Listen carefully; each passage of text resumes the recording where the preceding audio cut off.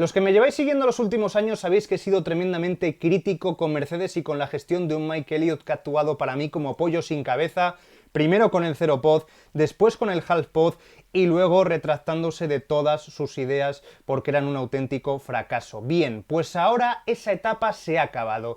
James Allison ha agarrado el toro por los cuernos y nos ha presentado esta joya, este Mercedes W15, que sí, tiene propuestas genuinas, que veremos a ver cuánto le penaliza el tener 2 años prácticamente de desventaja con respecto a Red Bull, que ya han dicho que es inalcanzable, pero ahora sí al menos tienen una base sobre la que trabajar, sobre todo con este hombre, con Hamilton, que va a estar muy motivado esta temporada porque va a ser la última con Mercedes antes de su fichaje por Ferrari. Me ha gustado mucho la decoración, me ha recordado mucho, por ejemplo, al MP420, McLaren de 2005, que nos trae muy buenos recuerdos de esa temporada, mezclando un poco el negro con el plateado, y para mí es todo un acierto. Es un coche imponente, que de primeras no te deja indiferente y que tiene muchas claves. De hecho, es que a esta hora lo que todo el mundo está comentando es si este coche es legal. Es la duda que tenemos en este momento. ¿Será legal este W15? A tenor de lo que hemos visto, no va a ser fácil dilucidarlo porque está al límite del reglamento. Y no por los pontones, por partes de las que estemos hablando en el caso de todos los coches, sino por un área en el que también es posible innovar. He visto a muchos equipos resignados con la zona del morro, del alerón delantero. Ya no hablamos habitualmente de esto, pasamos de largo y parece que ya es imposible encontrar algo diferencial en este área. Bien, pues James Allison lo ha encontrado. Algo que, por cierto, quizás Adrian Newey no ha encontrado, lo ha encontrado James Allison. Veremos cómo funciona, pero lo que está claro es que este morro va a dar muchísimo que hablar. Si recordáis, en los anteriores monoplazas de 2021 hacia atrás hablábamos mucho del vórtice I250, que fue eliminado por estos alerones nuevos, ¿no? Bueno, pues esta es una forma de buscar esa vorticidad de una forma muy ingeniosa, ¿eh? ¿Cómo lo ha hecho James Allison? Bueno, pues aquí tenemos un poco la explicación. Vemos ese vórtice que se generaba por el interior, ¿no? Desde los flaps hasta la nariz en el año 2021, en ese W12 que fue subcampeón del mundo de Fórmula 1. Y en el W15 tenemos un elemento que a primera vista ha pasado desapercibido, pero que está claro que está al límite del reglamento. Y es esa especie de cable de fibra de carbono que está uniendo el cuarto elemento, el cuarto flap, a la nariz. Aquí lo vemos señalado. La verdad es que de primeras a mí también se me había pasado porque es bastante difícil de ver, pero después si echamos un vistazo a varias fotos nos damos cuenta de que sí, de que está ahí, de que no es una ilusión óptica o un cable que se hayan dejado por ahí suelto. No, no, este cable de fibra de carbono está ahí por algo. Aquí tenemos más detalles en los que se ve perfectamente ese cable. Seguro que a partir de ahora habrá dudas, habrá preguntas a la FIA, varios equipos querrán copiarlo y ya estarán investigando. Aquí tenemos, ¿no?, superpuesto este cable para que lo veamos perfectamente desde el lado izquierdo del alerón hasta el derecho, porque si funciona, de hacerlo funcionar, puede ser muy interesante para Mercedes para intentar redirigir el flujo de aire hacia donde a ti te interesa, que es un poco la clave de la primera parte que toca el aire, que es la nariz y el alerón delantero. Este alerón que aquí vemos con 4 elementos fundamentalmente. Está el plano principal, pero después están el resto de flaps. Aquí lo vemos, ¿no? Podemos contarlo con esta imagen de Craig Skerborok.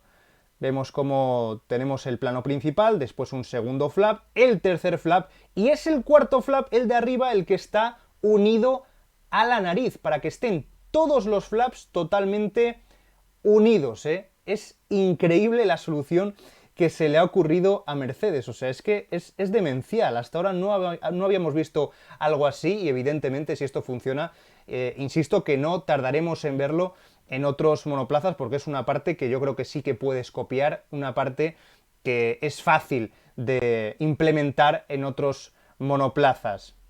Vamos a fijarnos también ahora en adelante en el frontal. Frontal en el que vemos las tomas de aire, me interesa mucho que las veáis porque han cambiado muchísimo, los pontones ya son otra cosa, no tiene nada que ver con el año pasado, a diferencia de Ferrari.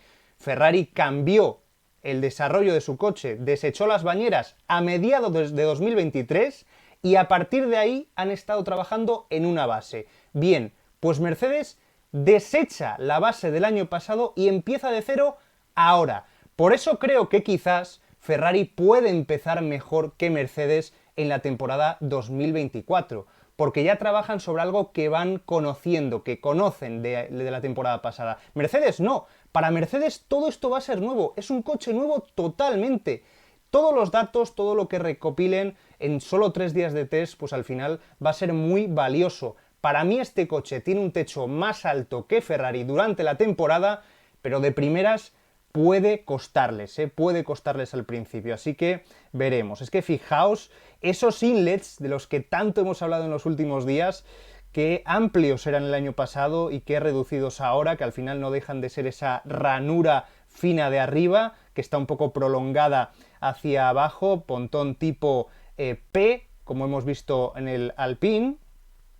Y ahora vemos un poco el perfil, ¿no? Este perfil del pontón, que evidentemente es otra historia. Vemos cómo se ha estilizado, cómo se ha buscado ese socavado, cómo antes el socavado no existía. La propuesta de Mercedes era muy pobre, tremendamente pobre la temporada pasada, y ahora se ha estilizado muchísimo todo lo que es el pontón esculpido para que el aire pase por debajo y que transcurra a lo largo de todo ese socavado. Aquí tenemos la diferencia de inlets de la temporada pasada a esta temporada. Vemos cómo era tremendamente tradicional la pasada temporada con esa forma de D y cómo ahora tenemos la forma de P que están adoptando otros equipos, ¿no? Lo vemos aquí también, esta imagen es muy buena. Es muy buena para ver todo ese socavado. De hecho, ya podemos denominarlo como pontón flotante también. Para mí es más flotante este pontón incluso que el de Aston Martin, ¿eh? O sea, está completamente en el aire. Yo creo que en Mercedes James Allison tenía muchas ganas de jugar con el pontón. Llevan 2 años lastrándose a sí mismos y que el pontón interactúe lo menos posible con los vórtices, con el flujo del aire. O sea, es tremendo. Con el Zero Pod directamente es que no había pontón, pero es que con la corrección que implementaron el año pasado tampoco es que ganaran muchísimo, con esa corrección que llegó en Mónaco. Pero esto ya es otra historia. Ahora sí que van a poder jugar con el flujo de aire, ahora sí que van a poder dirigirlo hacia donde quieren y que interactúe más con su monoplaza. De hecho, quizás lo único que me falla de este coche es precisamente que, como el packaging es tan ceñido, tienen que sacrificar un poco la parte superior y que no veamos ese tobogán que sí que veíamos un poco más definido la pasada temporada, esas líneas justo por encima del pontón, ese water slide, que no existe este año. Vemos la comparativa, aunque sí que es cierto que el pontón es más ancho, se han ampliado los laterales considerablemente y esto permite un mayor rango de control físico del aire. Con lo cual esto es muy importante, porque aunque no haya un túnel, un tobogán en sí mismo, si amplías la dimensión del pontón, evidentemente vas a facilitar que el aire transcurra por él. Y por cierto, un cambio muy importante, nos estamos dando cuenta hasta ahora que parece que Mercedes no ha copiado a Red Bull. Bueno, en cierta forma sí han copiado a Red Bull. Vemos cómo en esta silueta, en este esquema, también de Craig Skerborok, esto es un poco lo que era el W14, el W13, Zero Pods. Pongámonos un poco en contexto, cómo tenía que ir de comprimido eso, toda la zona de los radiadores, que al final hacía que el piloto tuviera que estar muy adelantado, la cabina muy adelantada. Esto es algo que no gustaba nada a Hamilton, hacía que, bueno, se sobrecalentaran más los neumáticos, el comportamiento del coche era peor. ¿Qué han hecho este año? Como ya tienen unos pontones en condiciones, pueden colocar bien los radiadores, también el depósito de combustible, y que ahora se retrase un poco más la cabina del piloto para que el frontal esté un poquito más lejos y digamos que el diseño sea un poco más parecido al de Red Bull. Aquí vemos la diferencia, cómo se ha retrasado esa cabina que antes estaba tan sumamente adelantada y de la que se había quejado tantas veces Hamilton. Aquí tenemos todos los cambios, no hemos comentado, pero suspensiones push-rod delante, que por cierto, en el caso de McLaren, que no hemos hablado nada porque realmente casi no hay cambios de este coche que seguramente vayan evolucionando durante el año, sí que hemos visto una comba, como con Aston Martin, ¿no? En la suspensión. Quizás le falla esto también a Mercedes, que no han jugado nada con la suspensión frontal, suspensión trasera este año, ojo, cambio push rod, lo que va a hacer que liberen espacio debajo para el difusor, que el año pasado estaba, bueno, pues muy acotado y al final con esa caja de cambios tan grande, con esa suspensión pull rod la estaba perjudicando, ahora va a ser diferente y un poco todos los cambios que hemos ido comentando que convierten este Mercedes en una idea muy buena, genuina de James Allison para esta temporada 2024. ¿Y a vosotros qué os parece? ¿Os gusta esta propuesta?